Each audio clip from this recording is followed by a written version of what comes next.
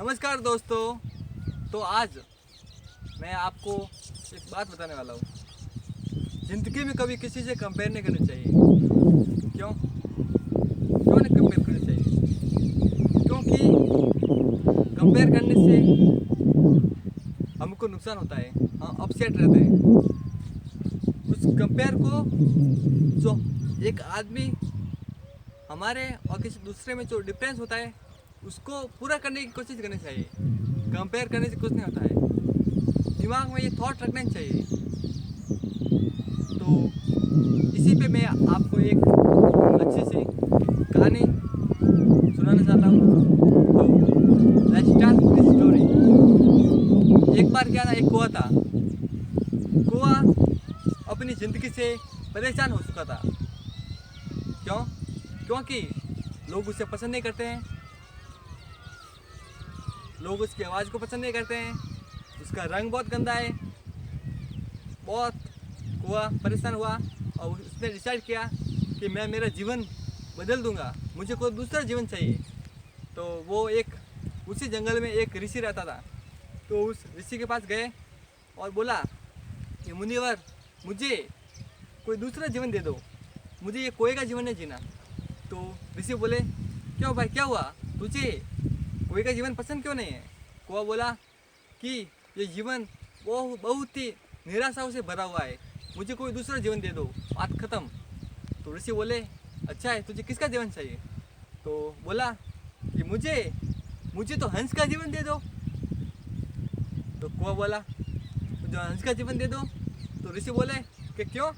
वाह, क्या हंस की क्या सुंदरता होती है, क्या रंग होता है उसका, वाइट वाइट, मेरा ब्लैक रंग लोग पसंद ही नहीं करते। वाइट रंग तो शांति का प्रतीक होता है।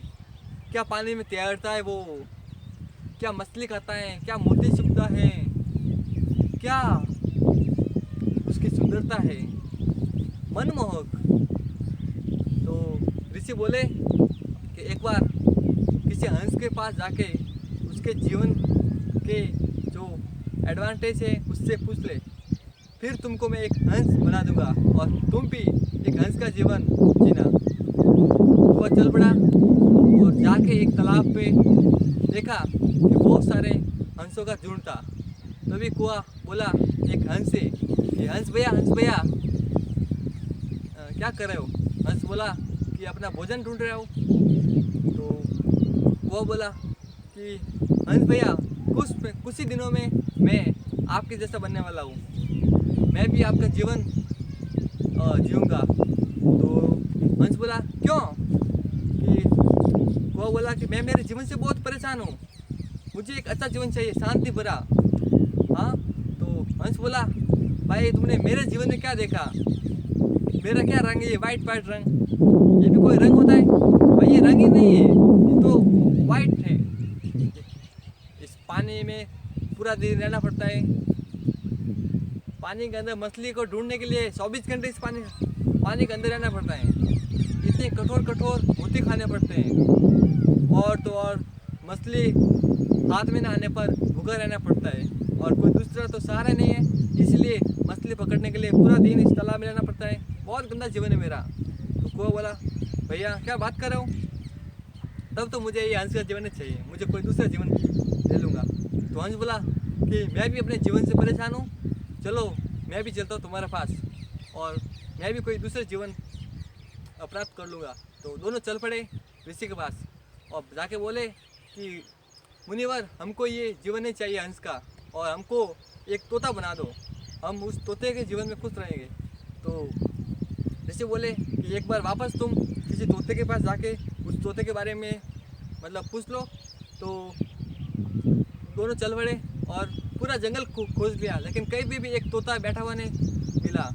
और तभी वो थक गए और एक डाल पे जाकर बैठे और आपस में बात करने लगे कि हंस भैया, आज मुझे एक तोता भी दिखाई नहीं दिया, ऐसा क्यों? तभी एक तोता बोला, भैया मैं आपके पास में बैठा हूँ और मैं आपको दिखाई नहीं दे रहा हूँ, क्या बात है, मेरे से आपको क्या बात करनी है? तो तोता बोला, नहीं सॉरी, कौवा बोला कि हम भी तुम्हारे जैसा जीवन अभी जिएंगे और एक तोते के जीवन से इस खुश नसीब ज़िंदगी को हासिल कर लेंगे। तो तोता बोला, क्या मेरा जीवन जियोगे तुम? अरे यदि तुम तोता बन गए तो तुमको मिर्चा खानी पड़ेंगी तीखी तीखी, और तुम्हारे पेट में जलन होगी, और उसके बाद में एक और जगह पर जलन होगी, और बहुत गंदा जीवन है। और मेरा रंग भी कैसा है, ये भी कोई रंग होता है? पेड़ पौधों का रंग। जहाँ पे भी बैठूँ मेरे माता पिता भी मुझे खोज नहीं पाते हैं, पता नहीं मेरा क्या होगा। तो कोई ने डिसाइड किया, भाई ये तोते का जीवन भी तो बहुत डिफिकल्ट है, तो कोई दूसरा जीवन प्राप्त कर लेंगे।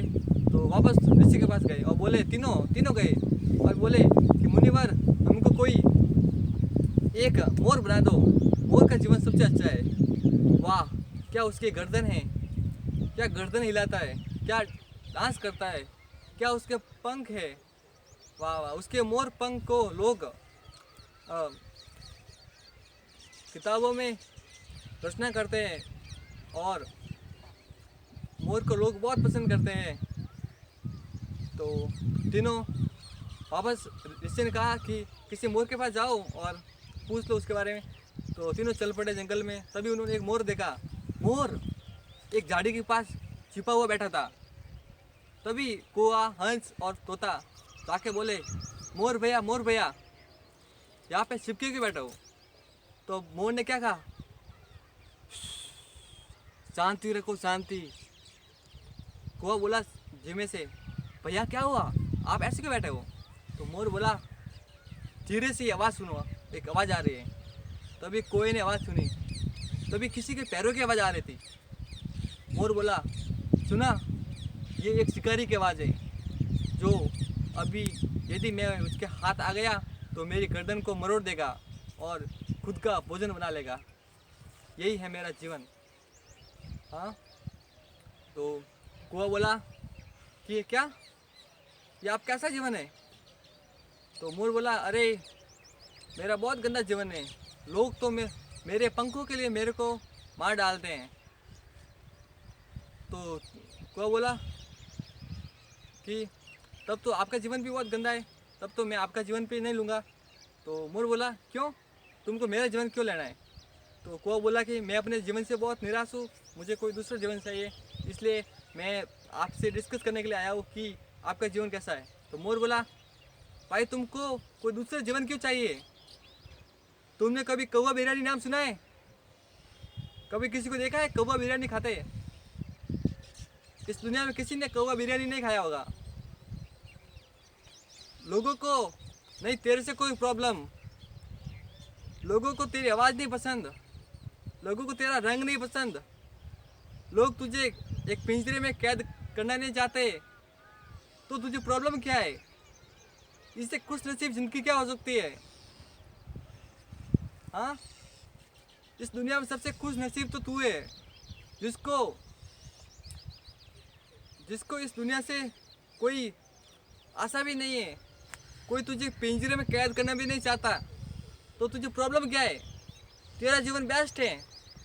तो भी कोई की आंखें खुली और बोला कि मोर भैया आपने मेरी आंखें खोल दी, अब मुझे कोई जीवन नहीं चाहिए, मुझे ये मेरा खुद का जीवन सबसे बेस्ट लगा।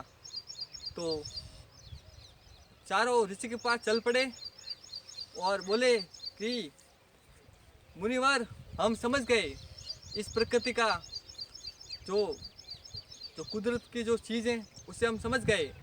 इस दुनिया में हर किसी को प्रॉब्लम है और हम किसी दूसरे की अच्छाई को देखकर और उसमें अपना खुद को न पाके हम निराश रहते हैं और इसी प्रकार अपने जीवन को बर्बाद कर देते हैं।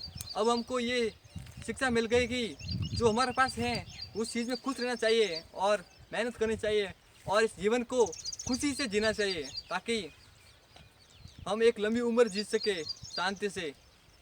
तो दोस्तों, इस कहानी से आप समझ गए होंगे कि कभी भी जीवन को किसी दूसरे के जीवन से कंपेयर नहीं करना चाहिए।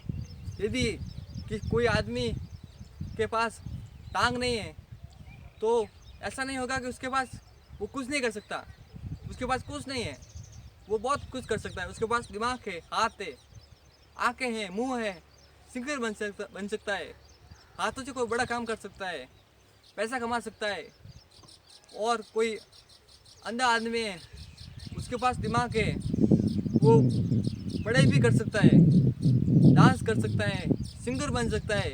लेकिन वो एक कमी की वजह से कि मेरे पास आँख नहीं है, तो वो अपने पूरे जीवन को उस एक डिसएबिलिटी के भरोसे अपनी सारी एबिलिटी को दाव पे लगा देता है और जीवन को एक दुख से जी लेता है। और फिर क्या होता है आपको पता ही है।